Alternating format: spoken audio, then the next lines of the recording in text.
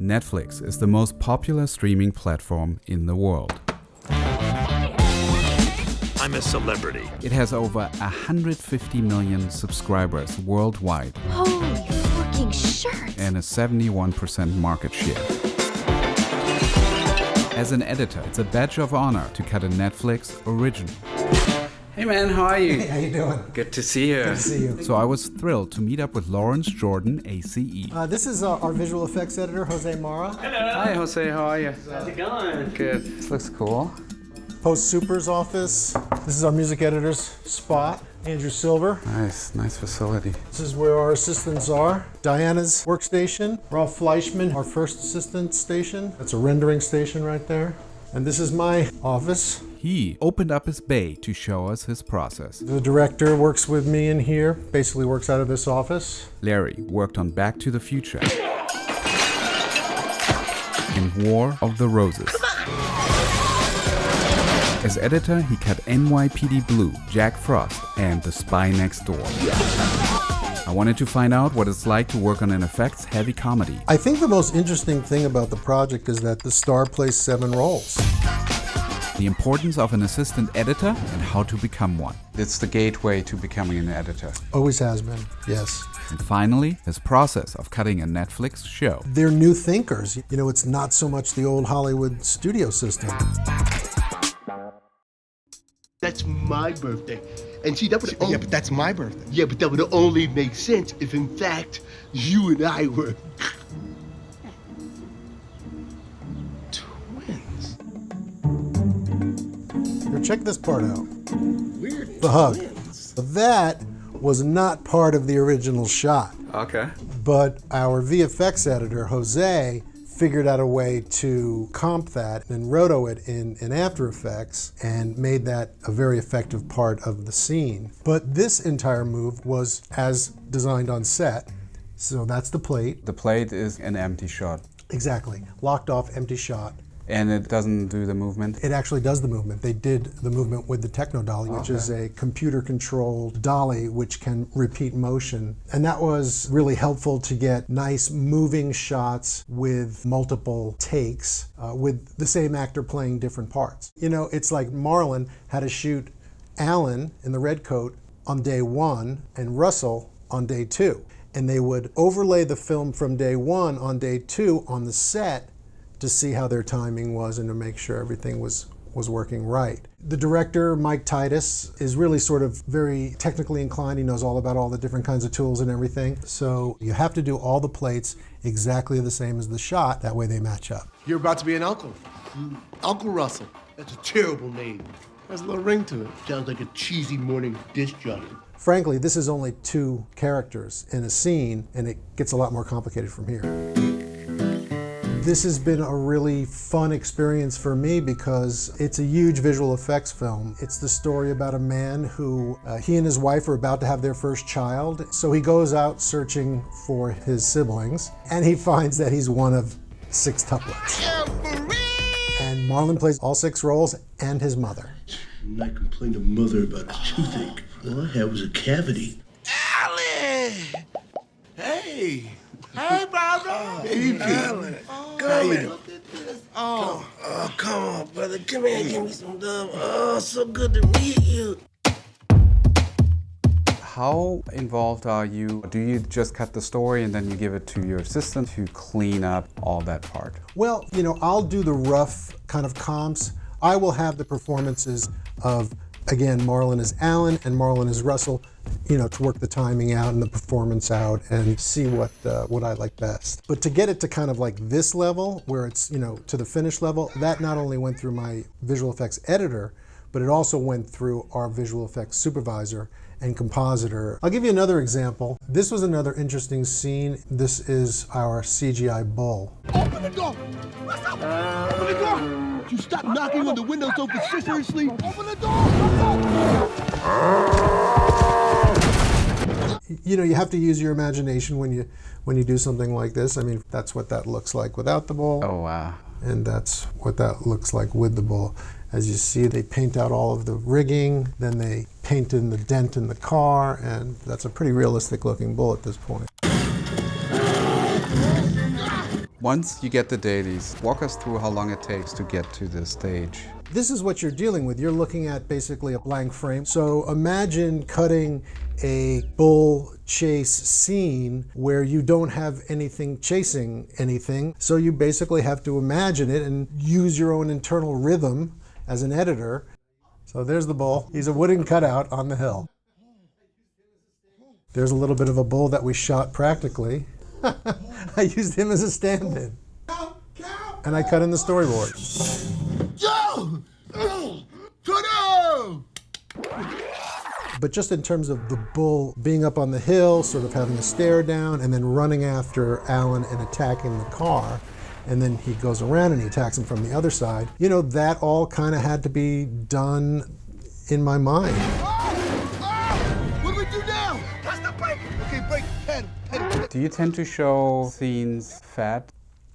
Absolutely. I cut long, and I think that you're cheating yourself as an editor because they want to see what they shot, at least, you know, in the first pass. Riding in Cars with Boys that I worked on with Richie Marks, the first cut was 5.5 hours. Get out.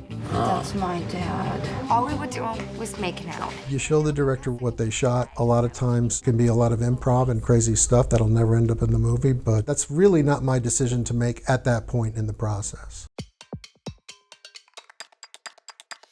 What would you say are the most difficult scenes to cut in a movie like this? The most difficult stuff to cut is the improv comedy, by far. The action scenes to me are pretty fun and usually come together pretty quickly. The improv comedy, however, there's just so much material to plow through. You could have not only 5 or 6 versions of a scene, you could have 5 or 6 versions of a joke. Where my smokes? I didn't bring any smokes. Oh, hell no! I know you did not show up to a prison without no damn smokes. Ooh, I know you ain't come up in here with no smokes. I know. Oh, hell no. Oh, hell. For me, I like to improvise, which drove everybody crazy. I don't know what Dawn's gonna prepare that day. You smell that? That's a high wipe. He stink. Like Russell, when he picks in his butt, I knew that I was gonna say as Dawn, ooh, he got that high wipe. They would be like, what are you doing? Why are you picking your butt? And I'd be like, I know what I'm doing. And then I'd be like, oh, see, he got that high wipe. It really serves your best interest to cut every version because invariably they're gonna ask, what is that, you know, where's that joke? Where's that thing? Because they remember everything. That's like going to the boom boom room and not bringing singles. Ain't nobody gonna rub on your little plink clown for free. So what I want to show you was every scene was also script sunk because in an improv comedy, it's the only way to find the lines that they're asking for when they're sitting on the couch and they're like, oh, hey, remember I did this bit? And I'll be like, oh God, I'm not sure, I don't remember. So basically it's like transcribed, and my assistant down in Atlanta, Sarah Bennett, did this and she just really, really did a great job. So many different versions of individual lines and individual bits. All those are ad-libs. Gotcha. So you'll have a moment that just repeats itself over and over again? Yeah, just like one way of reading the line, one way of delivering a joke, another part of a joke. Sometimes Marlon will combine 3 and 4 jokes into one joke. You know, sometimes it's just a matter of separating that stuff out. And then here we have all different takes and setups, right? Exactly. You know, she color-coded it. Red would be somewhere where he did a restart. Like, so for example, if I wanted to see this reading for hold up. Holla, holla, holla, holla, holla. Oh, I see it with me and you. So yeah, I mean, there's a tremendous amount of prep work in this stuff, and it's certainly more painstaking. But see, the thing is that you need a separate person just to do this. Yeah. There's no other way to do it because there's so much else has to go on.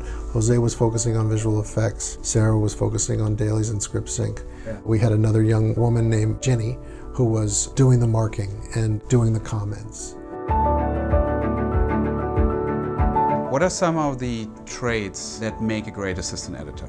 You know, on long-form scripted feature films and television shows, you have a tremendous amount of source material. So a trait that I look for in an assistant is organization, you know, dedication to the task at hand, patience and accuracy. You know, you really, really want to find people that are into it, that want to be film editors. I've been through a couple of experiences where I've hired a PA that You know, they wanted to be a writer or they wanted to be something else. You know, it's like everybody in the cutting room should be really into making the movie and really into the editing process of the movie. So, you know, that's something that I really look for in an assistant and I really, you know, find as a valuable quality. From your experience of working with assistant editors in the field, how many of those want to be editors and how many love being assistant editors? Oh, I would say about 90% want to be editors. Okay. Yeah. So it is kind of the entry, that's the gateway to becoming an editor. Always has been, yes. As long as I've worked in this business, in this town, because it's pretty rare to get a breakout person coming straight out of film school. But being an assistant and having those organizational skills and learning the workflow from start to finish is indispensable no matter what. Before we get into Larry's insights on working with Netflix, I took the opportunity to ask him about his course, Master the Workflow, where he and his former assistant editor teach aspiring editors the steps to performing the duties of assistant editing on a real TV or film production. My former assistant on the previous Netflix film I did, Richard Sanchez and I, we came up with this idea to create a course. What is the experience of the assistant editor on a long-form scripted film for a major studio or television network, from pre-production all the way to final delivery? I myself have seen many of my assistants transition to becoming union AEs on scripted TV and studio films, and ultimately cutting their first show themselves. Larry's course is one extremely effective way of acquiring those marketable skills. I mean, it's 6 modules. We talk about some of the technical requirements of working with the Avid and network storage and things like that. And then we talk about the editorial process, dailies, the actual editor's cut, the director's cut process, and all of the things that go on. Our real sort of intention with the course, besides teaching these, critical skills, was to give people a real-world understanding of what it takes to sort of work your way up the ladder, pay your dues, to become a film editor. Larry's course is open now for enrollment for a limited time. Use the link in the video description plus a coupon code for $50 off. You've done a couple of Netflix projects? Yeah, this is our second one. How many years ago did you do the first one? That was about 1.5 years ago. Yeah, okay, so probably it's kind of the same relationship, it hasn't. No, it's very different. They didn't even have sort of a head of production at that point on that film. And now this was a Netflix-initiated project. So they had a lot more sort of involvement and a lot more feedback. Some of the things that went on in pre-production, I wasn't on the film at that point, but I know that they had a lot of, a strong voice in everything from script to, not so much casting, because it was just Marlon. That's how you pillow fight! Netflix obviously evolved. They are doing a lot of original content, but originally it was kind of like we're just sort of testing the waters and trying to get David Fincher to do whatever he wants to do. Action! But they're sort of now giving you a little bit more notes and having more creative input. Yeah, no, I mean, I think that's all part of the maturing process and them coming into their own as a studio. Let's face it, they're a huge powerhouse in this town. They produce a lot of content. Everyone wants to work with them. They're new thinkers, they come from this whole other world, like, Silicon Valley, and it's not so much the old Hollywood studio system. So it's refreshing, it's refreshing in a lot of ways to work with those guys. It's exciting. They've got gorgeous studio and screening rooms, and they're really into technology. But yeah, they are maturing as a studio. They're feeling a little bit more like the traditional studio in terms of, giving notes and participating in the process. No, it's an exciting place to work. Final question on Netflix. They have this data that they can pull from. So they know if a thumbnail works on a movie, they know if a certain actor seems to be searched specifically. Is that something that plays a factor when you're cutting the film? No, I mean, that's sort of like, I think, their secret sauce to a great extent, and they keep it pretty close to the vest. I just think that they're just churning out content. And I think that for filmmakers, it's really cool. Yeah, I agree. This is the final scene, and this is where we have all 7 characters. Again, big motion control shot, and you've got Marlon, his mom, Jasper, Dawn, Ethan, and Russell. That 9-month later dip. I knew it. That's just nasty. The hell? Gross. Why the hell is there 9 layers in the dip? And it was all about, just trying to make it feel as organic as possible. In a shot like that, You know, that was a big motion control shot, 7 characters. Took like, I think like 7 or 8 days, maybe longer to shoot. But this kind of thing where I would have, you know, these kinds of levels, I would choose like the sort of hero performances, and then I would basically have Jose fill in the non-speaking parts for reactions and things like that. Because it just became, you know, it becomes unwieldy when you're dealing with 7 and 8 layers. Well, like this shot, this is just a lock off. But this is everybody at the end.